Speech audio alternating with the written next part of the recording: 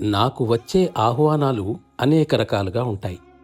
కొంతమంది మాస్టరును ఒక ఆచారంగా పిలుస్తారు. ఆయన వారి గురువర్యులు కాబట్టి వారికి చేయవలసిన మర్యాదలు చేసి ఏదో ఒకటి తినడానికి తాగడానికి ఇస్తారు. ఇంతకన్నా మరే కారణం లేదు. మరికొందరు గురువర్యులను ఆహ్వానించకపోతే విమర్శలకు గురి కావలసి వస్తుందనే భయంతో వారి ఇంటికి పిలుస్తారు. ఇది గమనించు. కొంతమంది ఆహ్వానానికి కారణం ఇదే.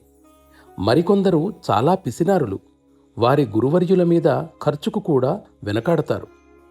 వారి హృదయాలలో నిజమైన ప్రేమ ఉండదు. కానీ వారు గురువర్యులను తమ ఆడంబరపు ఆచారాలతో ఆహ్వానిస్తారు. అటువంటి వారి ఇంట్లో నేను ఎలా తినగలను? నేను మామూలుగా తినేదానికి రెట్టింపు తిన్నా కూడా ఎంతో ఖర్చు కాదు కదా. కానీ దానికి కూడా వారు సంకోచిస్తారు. అందుచేత అటువంటి వారి ఇంట్లో నేను ఏమీ తినను.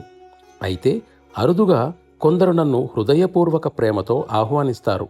అటువంటి వారి ఇంట్లో భోజనం చాలా ఆనందకరం.